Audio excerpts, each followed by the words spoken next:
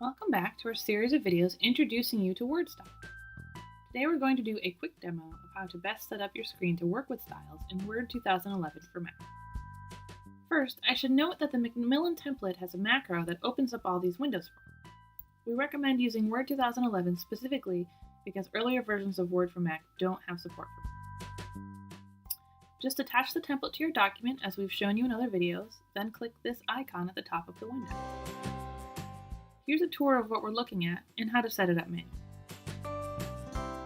You'll see the Quick Styles pane up here in the Home tab. You don't need to do anything to show it, it's just always up there.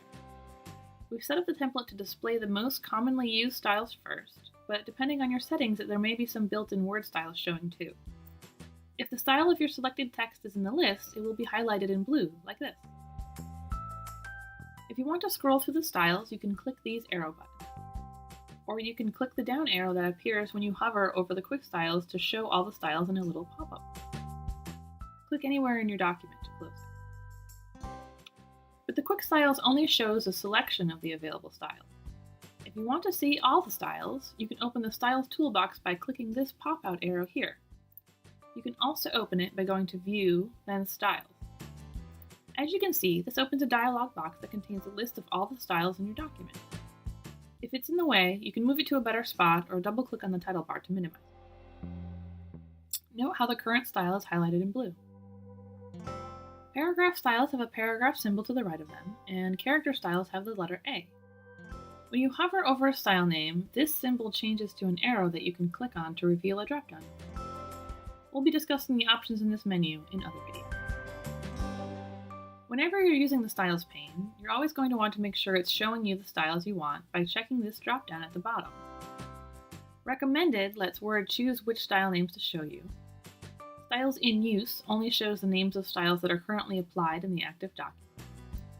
In Current Document shows all styles that are loaded into the active document, and All Styles, you guessed it, shows all the styles, even built-in word styles that are not loaded into your document. It's best to use either In Current Document if you're styling a document and need access to all the template styles, or In Use if you only need to see the styles that are applied in the document right now. Below that is a checkbox labeled Show Styles Guide. If you're in Draft View, this will be grayed out because you need to be in Print View to use it.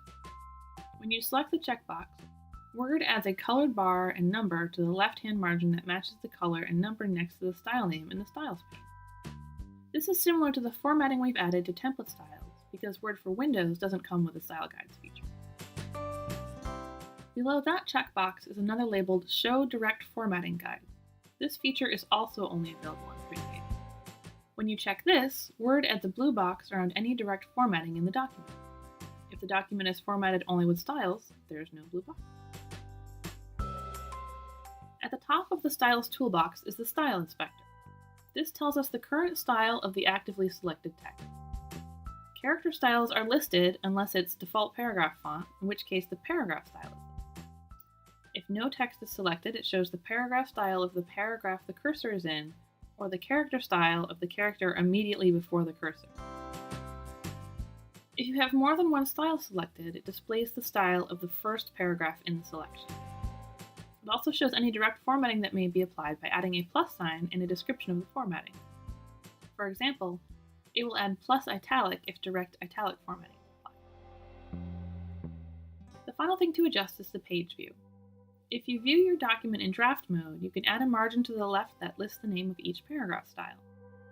All you have to do is go to Word, then select Preferences. In the window that opens up, select View, and look down to the Windows section and find the line labeled Style Area Width. Change the number in this box to something greater than 0. 1 or 1.5 will do. And you only have to set this up once. Now when you switch to Draft View from the View menu, from the icon at the bottom left side of your Word window, or with the keyboard shortcut Option-Command-N, you will see this margin on the left side of your screen.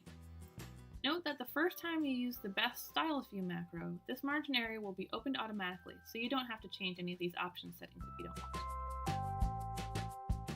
And that's how to set up your screen to work with styles. Remember, you can set up this view by attaching the Macmillan template and clicking the I button at the top of the window. For more information on styles, Visit our documentation on this confluence page.